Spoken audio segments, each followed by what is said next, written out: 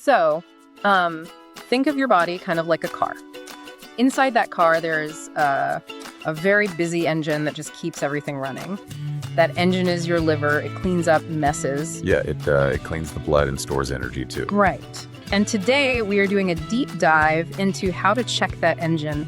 Specifically for you guys living in Cambridge, we are using some really great info from Blood Test UK. It is a great comparison. I mean, the liver really is the engine room of the body. And since it works so hard, we need to check the oil sometimes to make sure it is not breaking down. That makes total sense. But looking at the list from Blood Test UK, it kind of looks like a bowl of alphabet soup. Like I see ALT and AST and ALP. What are we actually looking at here? I know it looks complex, but it is actually very simple. Just imagine your liver is made of tiny bricks. Inside those bricks are special tools called enzymes. That is the ALT and AST. Okay, and they stay inside the bricks. Exactly. They're supposed to stay safely inside to do their work. Oh, so if we find them floating in the blood. It means the bricks are broken. Yes, it is a leak. When the liver gets hurt, the cells break open. And the tools spill out? Right, the enzymes spill out into the blood.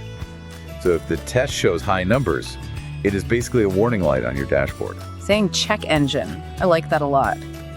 Now, to get a good reading, Blood Test UK says you have to stop eating for 8 hours. Why is that?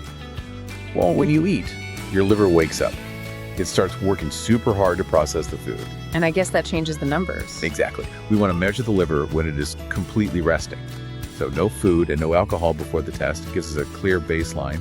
And then a nurse just puts a little needle in your arm. It is super quick. Gotcha. Quick and easy. Now let's talk about where this is happening, because the source material focuses heavily on Cambridge. Is there something special there? There is, actually. Cambridge is really known for science, and Blood Test UK uses that. They use advanced diagnostic techniques. Which means what for a regular person? It just means they use very smart machines and automated systems to test the blood. It stops mistakes from happening. Oh. But the really cool thing they use in Cambridge is called a FibroScan. Oh, I read about that. It checks if the liver is stiff without needing surgery, right? That is right. Usually checking for stiffness, which means scarring might need a big needle or an operation. But the FibroScan just uses sound waves. Kind of like a baby ultrasound. Exactly like that. Yeah. Safe and painless. Yeah. And very fast. That is a huge benefit for people in Cambridge. Plus, I saw Blood Test UK works with the NHS services there. Yes, that is a big deal. Working with the NHS means this high-tech testing is easy to get, and it makes sure care is not too expensive. So it is high-tech and it is easy to find, but why do it? Most people just wait until they feel sick. That is the trap.